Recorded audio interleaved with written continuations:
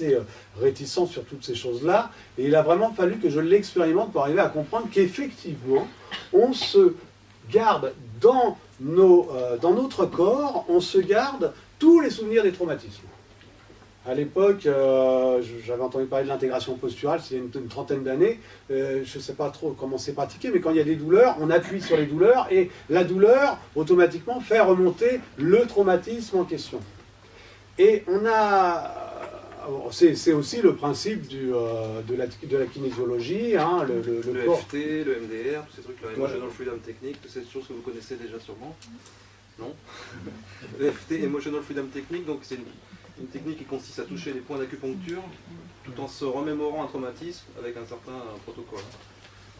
Qui permet de libérer des émotions comme ça enfouies, des cicatrices émotionnelles en fait, c'est ça Oui, je ne me lancerai pas dans le FT parce que je ne suis pas un spécialiste et je sais qu'il y a dans la salle des spécialistes.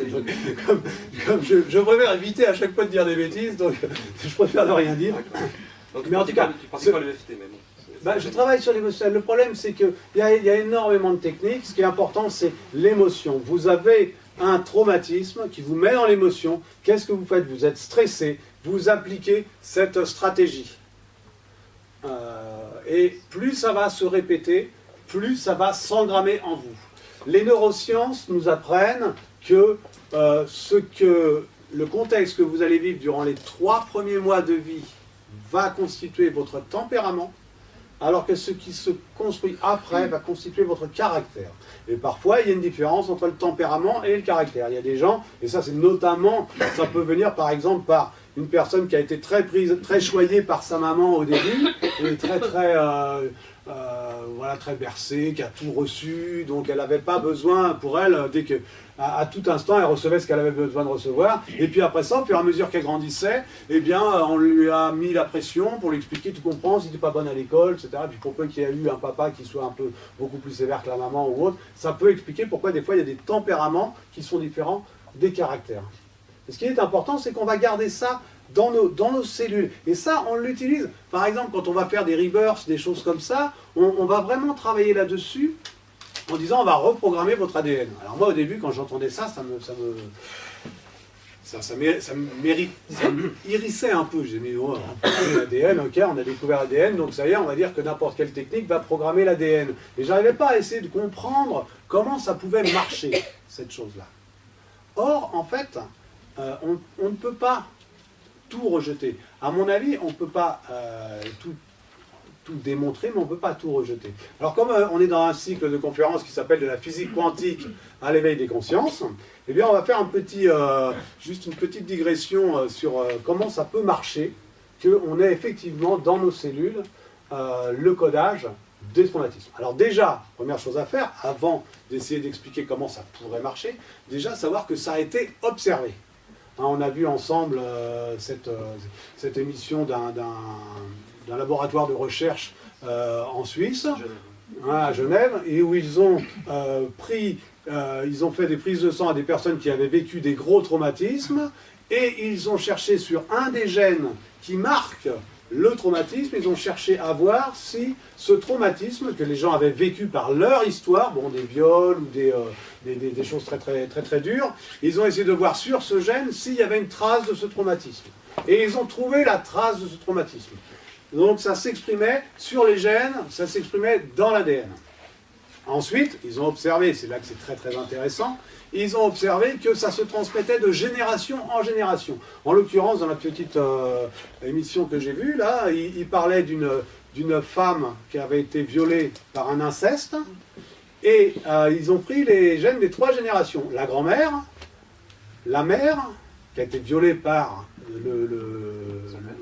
son père, et la fille, qui est le fruit de cette union. Donc la fille, elle n'a pas vécu ce traumatisme direct. Et pourtant, ce traumatisme se retrouvait sur le même chromosome, sur les 3 générations, et avec une augmentation en plus. Sur un gène particulier, sur un gène particulier, une partie du chromosome. Et la bonne nouvelle, ce qu'il disait dans le petit reportage, c'est qu'on peut en guérir. Bon, eux, ils recommandent les médicaments. Bon, ils peuvent pas avoir tout juste partout, hein, c'est déjà bien qu'ils en parlent. Mais bon, il y a des moyens de soigner ça. Alors ce qui est important, c'est d'essayer de comprendre comment ça fonctionne. Oui. Donc, parce que cette inscription dans le génome, elle ne se fait pas en fait dans l'ADN, c'est un mécanisme dit épigénétique. Donc je pense que beaucoup d'entre vous ont entendu parler d'épigénétique. Épi, ça vient du grec, donc signifie dessus, au-dessus. Donc ce sont les mécanismes en fait qui contrôlent l'expression des gènes. C'est ça l'épigénétique. Et tous les traumatismes dont on parle là, et tout en fait, toute la vie psychique de façon générale, en fait, elle a une influence sur le génome, mais pas en modifiant le code de l'ADN, c'est-à-dire l'ordre des bases de l'ADN, mais en modifiant la façon dont les chromosomes sont agencés dans la cellule, dans la façon dont ils sont repliés, etc. Et ça se fait avec des protéines ensuite. Donc vous savez que la molécule d'ADN, c'est un certain type de molécule, mais dans les chromosomes, il y a aussi des protéines, il y a aussi d'autres molécules qui agencent le chromosome d'une certaine manière, ce qui fait que les gènes sont accessibles ou non. Il y a des processus qu'on appelle de méthylation, par exemple. On ajoute un groupe méthyle, CH4, comme ça, et voilà, ça empêche le gène d'être accessible en fait. Donc ces mécanismes épigénétiques, ils contrôlent l'expression du génome. Mais le génome n'est pas modifié. C'est là-dessus qu'il faut être très très précis, parce que c'est un autre cas de figure. Un autre cas de figure où le génome est modifié, ça s'appelle une mutation.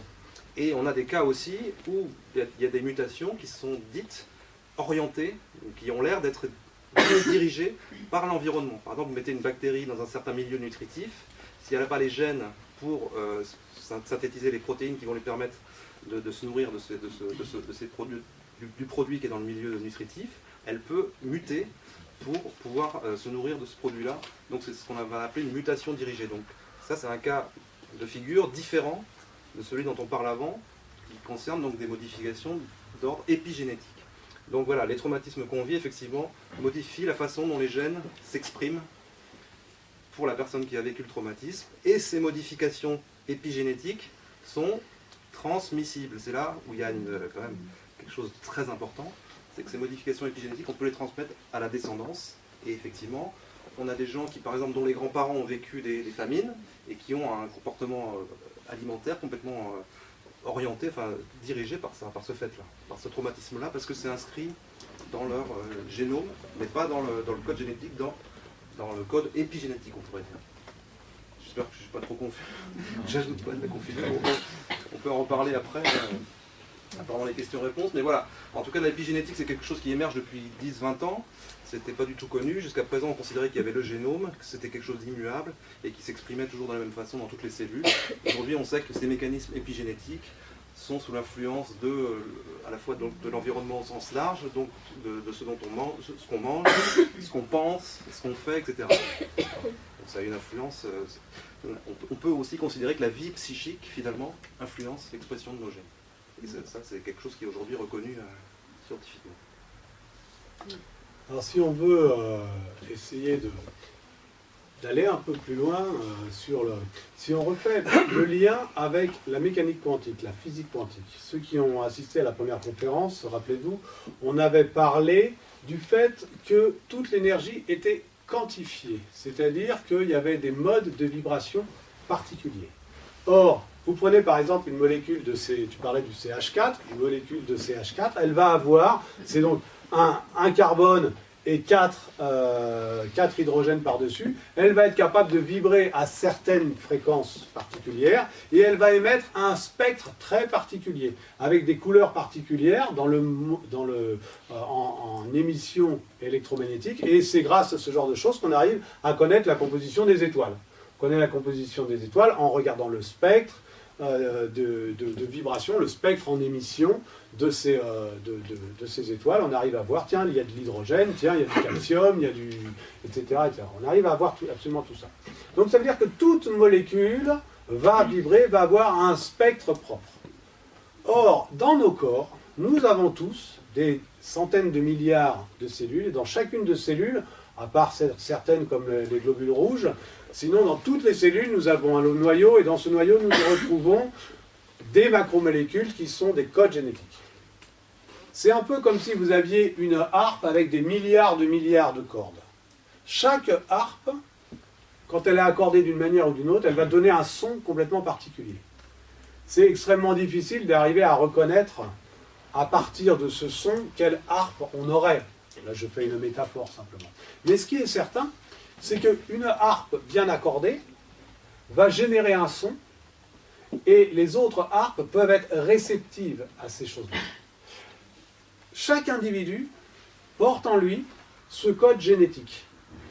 On voit que ce code génétique a pu être modifié par des traumatismes. Alors, pas le code. Non. La façon dont c'est organisé dans la cellule. Voilà, mais l'environnement lui-même, parce que ce qui va vibrer, c'est pas que le code, mais l'environnement lui-même, il va être le même partout. N'est-ce pas? L'épigénétique montre quand même ce genre de choses. Donc ça veut dire que quelqu'un qui va porter des stress, ça va être une autre manière de rayonner. Alors pourquoi je dis ça? Rappelez-vous, j'avais parlé la dernière fois de comment fonctionnait la contamination des inconscients. Je m'étais essentiellement basé sur l'observation, en vous disant, si j'ai une respiration courte et stressée, que je contracte les épaules, etc., si j'ai des sources de tension en moi, ça va se traduire par un comportement que je vais adopter inconsciemment, et vous, en le voyant inconsciemment, vous allez le ressentir. Ça, c'était sur un mode de fonctionnement, basé sur les perceptions sensorielles que vous aviez. Là, on peut effectivement comprendre qu'il y a d'autres modes, et notamment quand on parle de magnétiseurs, de ce genre de choses ou autres, on peut comprendre qu'il peut y avoir des influences et qu'on peut aller vers la guérison. C'est juste, je dis ça, c'est simplement juste pour ne pas tout rejeter. J'entendais tout à l'heure dans la pièce d'à côté, quelqu'un qui disait « Oui, mon mari est très rationnel, donc... Alors c'est sûr, quelqu'un qui est très rationnel, quand il entend dire « On va reprogrammer ton ADN », il dit « Bon, ok, c'est bon, là, celui-là, terminé. » Alors effectivement, c'est difficile d'être très précis, c'est pour ça que Jospin et moi, on a eu beaucoup de discussions là-dessus pour essayer de voir qu'est-ce qui peut se passer. Et c'est quand même des sciences en émergence, donc même les scientifiques eux-mêmes, il y a encore des domaines à découvrir, mais ne jetons pas le bébé avec l'eau du bain. Hein, c'est pas parce que c'est pas scientifiquement démontré qu'il faut tout rejeter. La difficulté qu'il y a, c'est que la science, excuse-moi, mais la science, c'est quelque chose d'extrêmement précis et qui entraîne une très grande rigueur et une très grande inertie, ce qui fait que ça met du temps à progresser. Alors si on veut aller un peu plus vite, il faut être un peu audacieux, mais pour autant, il ne faut pas être trop audacieux, c'est-à-dire qu'on doit garder notre libre arbitre, notre discernement, mais en même temps, on peut être invité à aller un petit peu plus loin pour oser, parce que sinon on va rester sur nos peurs. C'est là toute la difficulté. Moi je pense qu'il est correct de dire qu'on peut reprogrammer les modalités d'expression des gènes, la façon dont le génome s'exprime, mais il est abusif de dire qu'on peut reprogrammer le génome. Pour ce que moi j'ai compris, je pense que voilà, la différence elle est là. Donc oui, on va pouvoir, par le travail sur la sphère psychique, mentale, reprogrammer éventuellement la façon dont les gènes s'expriment, puisqu'on sait que ça laisse des traces, les traumatismes laissent des traces, donc le contraire du traumatisme va laisser des traces aussi. On peut espérer guérir les traces de cette façon-là. Mais je pense qu'il est abusif de dire qu'on reprogramme l'ADN. Enfin, bon, après, c'est des raccourcis aussi, hein, tout ça. C'est un peu des métaphores. Nous allons refermer cette parenthèse, qui était simplement voilà, de dire qu'est-ce qui se passe pour vous. Et pour revenir sur le comportement, c'est-à-dire ce qu'il y a, c'est quand je suis stressé, quand j'ai un stress, quand j'ai une cicatrice qui n'est pas guérie, ça me prend de l'énergie et ça m'empêche de me libérer. Et ce qui est intéressant, c'est qu'on peut se libérer. Là, c'est la suite. Alors, vers la guérison. Donc les notions préliminaires sont la projection, le transfert. Là, on est dans des choses très classiques pour la psychanalyse, pour le coup.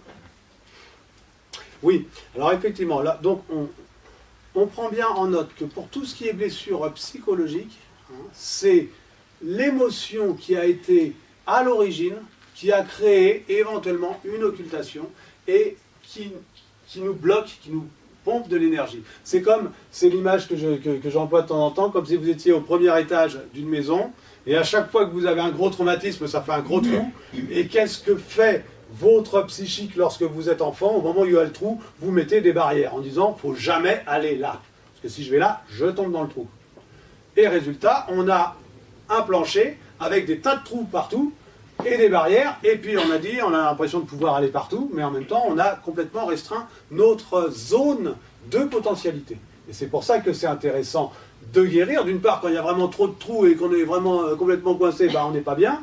Donc, c'est intéressant de guérir pour récupérer ça. Mais d'autre part, ensuite, pour récupérer toute l'énergie, toute la liberté et toutes les potentialités que chacun de nous portons en nous. Et ça, c'est l'individuation dont parle Jung, pour aller chacun vers notre chemin. Donc, premier processus, c'est l'émotion qui a créé l'occultation. Et là, il y a effectivement, pour la guérison, ça, on va utiliser dans l'autre sens. C'est exactement la même chose, mais dans l'autre sens. Donc pour ça, notion préliminaire, déjà, concernant, on a dit, la projection et le transfert. Ça, c'est des découvertes de Freud et de ses successeurs. C'est de penser que ce que je vois chez l'autre, c'est ce que j'ai en moi. C'est extrêmement important. Et pareil pour le transfert. En fait, l'enfant, il va se construire. Au début, il arrive, il est relativement neutre, vierge, et puis au début, les relations, c'est principalement les relations avec sa maman, puis les relations avec son papa, puis les relations avec ses frères, ses sœurs, et puis certains amis qui sont proches de lui, etc. Et au fur et à mesure, il établit ses référentiels. Et forcément, il marche toujours en comparaison. Il reconstruit en comparaison de son expérience. Et il construit au fur et à mesure. Et forcément, à ce moment-là, même au niveau de l'inconscient, dès qu'on rencontre quelqu'un au bout d'un certain temps, souvent on a tendance à ressentir chez cette personne, inconsciemment, des souvenirs qui nous viennent de notre histoire d'enfant. Freud, lorsqu'il a parlé du transfert, il en a principalement parlé en ce qui concerne la relation thérapeutique, pour la psychanalyse, en disant il y a un transfert entre le patient et le thérapeute, c'est la verticalité, l'amour vertical dont on a parlé la dernière fois. Il y a ce transfert, et c'est parce que le patient va reproduire cet amour avec son parent de sexe opposé que il va pouvoir guérir en revivant les traumatismes, mais cette fois-ci avec la compréhension. Oui, parce que c'est dans le cadre du complexe d'Oedipe et tout ça, j'imagine. Voilà, il y a tous ces complexes-là. Mais il y a d'autres notions ensuite qui sont indispensables. C'est les notions concernant l'inconscient, et notamment le fait que le temps n'existe pas pour l'inconscient. Le fait que le temps n'existe pas pour l'inconscient, on peut s'en prendre une illustration toute simple en pensant à tout ce qui est les deuils, par exemple. Les personnes qui ont perdu un être cher, mais qui n'ont pas vécu le deuil au sens de douleur, deuil ça vient de douleur, et bien lorsque vous allez émotionnellement le remettre face à ce moment qui s'est passé, en fait, la personne peut revivre complètement la chose, mais comme si c'était aujourd'hui. Le temps, pour l'inconscient, n'existe pas. C'est comme la négation. La négation n'existe pas pour l'inconscient. Il y a des gens qui sont très friands de la langue des oiseaux, vous savez, la manière à laquelle on va parler pour dire tout ce qui est la manière à laquelle on va formuler. Et prenons un exemple. Vous avez un enfant qui marche au bord d'un précipice. Eh bien, il vaut mieux lui dire « éloigne-toi du précipice » plutôt que « ne t'approche pas du précipice ». Moi, si je vous dis « ne pensez pas à une carotte orange », à quoi vous avez pensé? Bleu. Bien. C'est un bel effort. Carotte bleue. Donc la négation n'existe pas pour l'inconscient, le temps n'existe pas pour l'inconscient non plus, et nous travaillons la plupart du temps en transfert. Et c'est là que ça va devenir intéressant. Et tu voulais insister sur l'importance de l'émotion à ce stade, qui est le facteur commun? Oui, le truc, c'est effectivement l'émotion. Alors, le traumatisme, c'est créé pour l'émotion. Et on a mis des belles barrières. Et on a dit ça, c'est danger, je n'y retourne pas. Donc on n'a pas envie d'y retourner. C'est qu'avec l'émotion. Quand on va être dans l'émotion, à ce moment-là, le temps n'existe pas. Pourtant, on est quand même devenu adulte. Donc si on revit quelque chose, on a moyen de reprogrammer ce qui s'est passé. Et ça, c'est ce qu'on vit. Bon, je veux dire, tous les thérapeutes qui sont dans cette pièce l'ont vécu X fois. C'est ce qu'on va vivre. À chaque fois que quelqu'un va être dans l'émotion, il va avoir moyen de pouvoir reprogrammer les choses. Et c'est là que c'est là que les deux autres notions sont très importantes. Il y a la notion de régression, c'est-à-dire que quand vous êtes dans l'émotion, on fera un petit exercice tout à l'heure d'application, quand vous êtes dans l'émotion, vous pouvez vous remettre sur le moment qui a été à l'origine de cette émotion. Si on prend le cas d'un deuil, par exemple, si vous allez accepter de vous confronter à ce que vous portez en mémoire, à cette souffrance qui n'a jamais été ouverte, ou si vous le faites dans un cadre qui incite à faire ça, par exemple dans les groupes, avec l'effet de la pression du fait qu'on est les uns avec les autres, la contamination des inconscients, toutes ces choses-là, il se passe des phénomènes. Je le rappelais une dernière fois, en parlant de Mesmer, qui était quand même en 1800 et quelques, à l'époque où toutes les notions d'inconscient n'étaient pas connues, etc. Et pourtant, quand il faisait des séances de magnétisme, il y avait un phénomène d'hystérie collective. Parce que lorsque vous les mettez en phase, il y a des phénomènes de collectif. Ça va être le thème de la prochaine conférence sur la dynamique de groupe. Lorsqu'on est ensemble, il y a une puissance de travail. Je vois certaines personnes qui regardent, que je connais dans la salle, qui font des grimaces, mais je dis, bon, c'est du vécu. Quand on est dans un groupe et qu'on doit parler devant une assemblée, l'émotion est forcément très forte. Et donc, quand on est dans l'émotion, on se retrouve. La régression est automatique. Moi, j'ai vu des personnes parler avec des petites voix, comme des petits garçons. Ils étaient en pleine régression sur un truc, quand ils avaient 2 ans et demi, ils parlaient comme un petit garçon. C'était incroyable, c'était impressionnant. Et après, il y a le transfert. Alors là, le transfert, c'est là que ça devient hyper intéressant. Le transfert, il peut se faire dans le cadre d'une relation avec un psychanalyste et un patient, mais il peut se faire aussi, et il se fait toujours dans les groupes.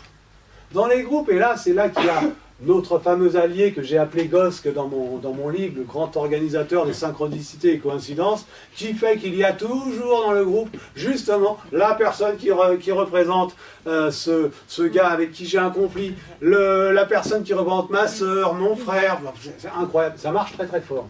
Et là où ça devient intéressant, c'est qu'on peut rejouer le scénario.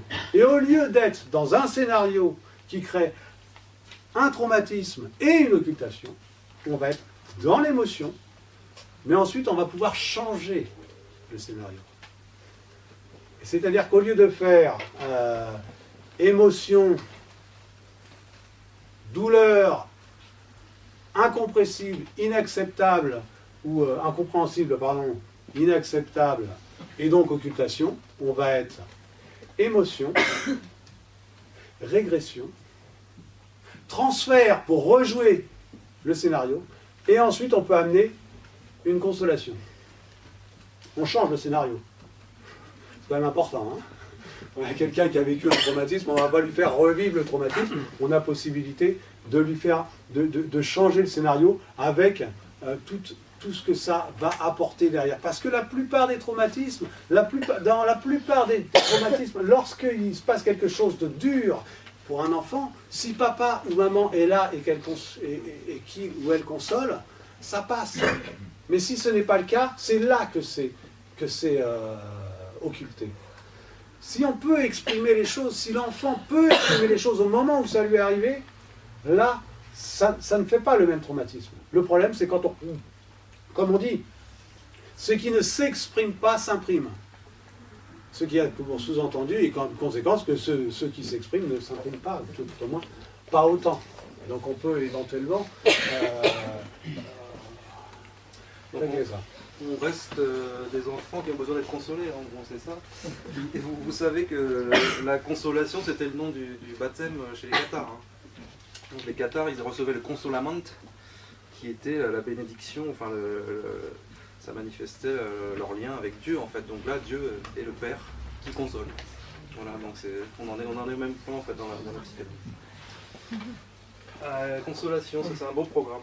Alors, mise en œuvre. Comment on met tout ça en œuvre? Et puis oui, parce qu'on a tout ça fait 1 heure déjà. Oui, ben écoute, là on va proposer peut-être. Vous voulez ouvrir un peu? Oui.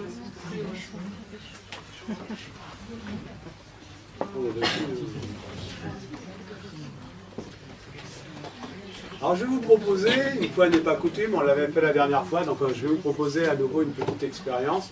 Là, on ne va pas faire une dynamique de groupe, hein, parce que vous êtes trop nombreux, il n'y a pas assez de place.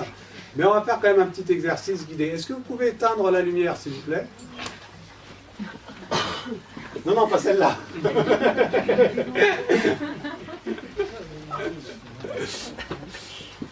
Je vais vous proposer un petit outil juste pour pouvoir voir. Il y a de très nombreuses techniques. Il y a des techniques qui vont travailler sur l'émotionnel de façon plus ou moins active, plus ou moins dynamique, plus ou moins énergique.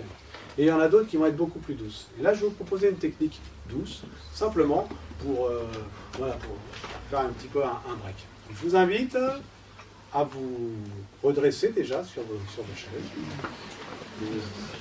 Vous installez convenablement, confortablement. Vous décroisez les jambes, vous mettez les pieds à plat. Les pieds à plat sur le sol. Et vous fermez les yeux.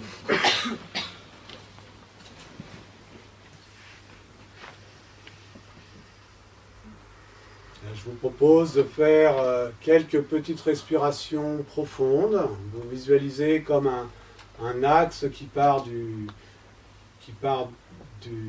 ciel, qui passe par le centre, le sommet du crâne, qui traverse la colonne vertébrale et qui descend jusqu'au centre de la Terre.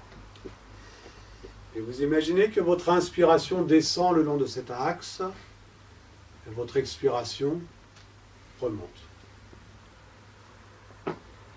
Et là, je vous invite à aller essayer de vous remémorer un moment récent où vous avez été dans une émotion négative. Quelque chose qui vous a énervé, irrité, qui vous a mis en colère. Essayez de vous remémorer vraiment un moment où ça n'a pas été agréable pour vous, c'est vraiment... vous aimeriez... vous n'avez pas réagi, c'est comme si vous aviez été dépassé par ce qui s'est passé. Je vous invite à, lorsque vous avez ce souvenir en tête, que vous avez choisi ce souvenir, je vous invite à mettre la main sur au niveau du cœur. Posez la main au niveau du cœur, j'arrive à voir quel est le pourcentage de personnes qui a trouvé cet événement. Voilà, donc il y a pratiquement tout le monde qui a trouvé cet événement. Donc ce que je vous invite là, c'est pour l'instant essayer de vous mettre vraiment dans l'état émotionnel de cet événement. Vous êtes dans cet état émotionnel, ça vous a énervé, et je vous demande de vous poser la question, qu'est-ce que vous auriez préféré qu'il se passe? Qu'auriez-vous préféré qu'il se passe à ce moment-là?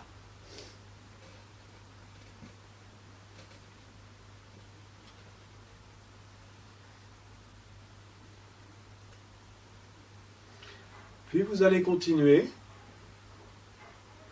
à essayer de bien vous connecter sur l'intensité et la forme de l'émotion que vous avez vécue. En étant le plus possible dans votre ressenti émotionnel, je vais vous inviter à essayer d'aller explorer et laisser ce qui va venir en premier. Essayez de trouver dans votre passé, dans votre enfance, un moment, un souvenir qui vous a donné la même émotion. C'est-à-dire cette émotion que vous avez vécue qui est désagréable, eh bien je vous invite à vous dire, ah oui, ça me rappelle quand j'étais petit, ça me rappelle tel ou tel événement. Essayez de vous rappeler un événement le plus ancien possible et intense en émotion que vous avez vécu, durant lequel vous avez eu cette émotion qui est pénible, qui est difficile.